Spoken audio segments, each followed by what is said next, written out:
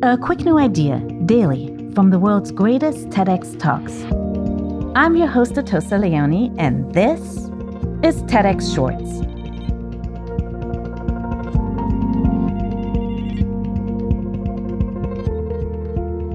Regardless of vocation, most of us have gotten to where we are with some help from mentors or role models. But what happens when you don't see people that look like you in your field? Many institutions still struggle to create a diverse enough workforce to reflect a wide, representative applicant pool. Clara Barker is a material scientist and vice chair of the LGBT+ advisory group at Oxford University. In today's talk, she zeroes in on her time in the STEM community to argue why universities must foster safe and diverse spaces to recruit and obtain top-notch talent. I'm a material scientist at Oxford University, and I regularly hear that I don't look like a scientist. It's true. I'm trans, I'm a woman, I'm covered in tattoos, and I often have brightly coloured hair. It's not standard fare in my field. I tend to, stand out as a scientist, and I've come to embrace that. But that wasn't always the case. I always knew I was trans, even if I didn't have the words in the distant pre-internet days. I didn't see anyone else like me, and so I just kind of assumed I was broken. I hid who I was because I didn't want to be beaten up. I was worried about being medicalized or corrected. After a rocky start, I did a degree in electrical engineering, and then I went on to work in industry.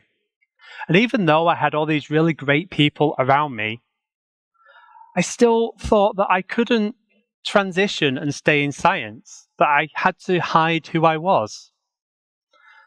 And that had a toll on my mental health. After a while, I stopped going out, I stopped talking to people. I didn't push as a postdoctoral researcher. Didn't publish enough papers to really shine as an academic.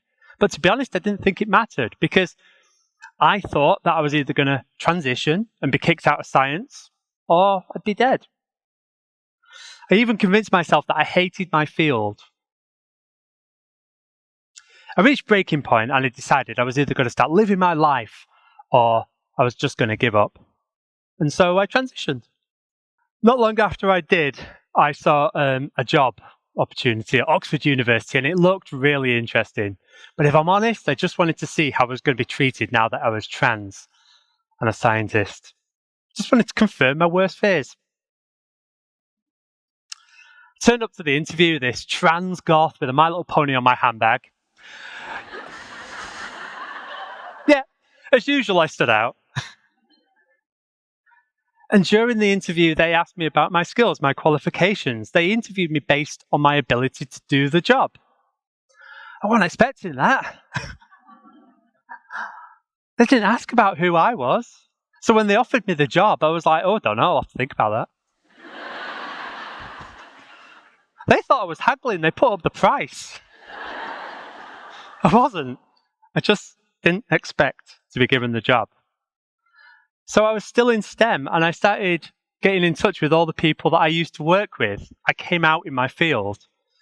No one cared. Everyone just got on with it.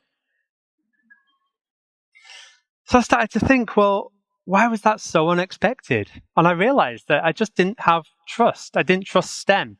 I didn't trust the institutions to accept me for who I am, or the people to accept me for who I am. And I realized, the more I talk to people from traditionally marginalized groups, I realize that we need to build trust. And I think there might be a few ways that we can do this. The first, and the one that's most important to me, is having positive role models. See, I went about 14 years in STEM, and I met 2 out LGBTI+ people. 2. Way below what you'd expect statistically. So I drew conclusions from that. The best role model we've got is Alan Turing, celebrated as an LGBT icon. We forget that he was chemically castrated for being gay. So that sent a negative message to me, even though we were celebrating him. And what about the trans people? The trans people I saw were celebrities and actors, no one that represented me, no one like me. And it's great if we've got these role models. It's good. because it shows that you're wanted in an institution. But once there, you need to know that you're going to be free to be yourself. Universities are putting all these guidelines and policies in place, but that won't magically make a difference. We need to know that once we're in those places, our staff and students are going to be free from bigotry, free from intolerance. So I think that we need to create safe spaces in universities because, after all, universities have a really strong power dynamic. The professor has got all the power. I think there's a responsibility to create a comfortable learning environment if you're really doing your job properly. And that doesn't mean that we shouldn't be challenging our students. We should. Their ideas should have to be robust. Their ideas should be challenged. They should have to defend their ideas, but not who they are. But if we're really serious about diversity, then institutions have to take responsibility both for our actions and for the consequences of the things that we say. See, if a student goes to an engineering department and the female bathrooms make up a quarter of those for the males, that sends a message. If we say to a prospective student that our building is wheelchair accessible, but it's that one door around the back of the building, that sends a message. It's common sense. We understand how these actions send a message about how much we want our students.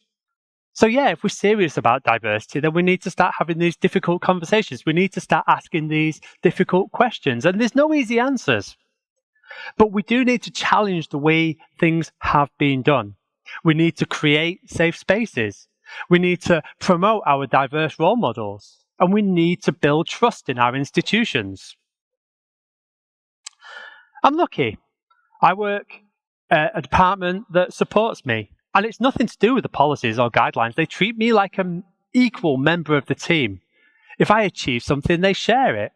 Oxford University puts me on their social media. And right now, putting a trans person on your social media attracts all sorts of criticism. But they do it. They don't go hiding me in a basement. Just for clarity, I do work in a basement. They give me the opportunity to show that someone like me can be a scientist. They give me the chance to be the role model that I needed. We have an opportunity to lead the way in universities because we're training the future leaders and politicians, teachers, parents and guardians. We have an opportunity in universities to lead the way and build a better future. And I want to make the most of that. The TEDx talk you just listened to was recorded in London, England. All TEDx events are independently organized by volunteers who believe in TED's mission of ideas worth spreading. Thanks to the organizing team at TEDxLondonWomen. Want to listen to more TEDx talks? Explore the entire archive on the TEDx YouTube channel. I'm Atossa Leoni. Thanks for listening, and see you tomorrow.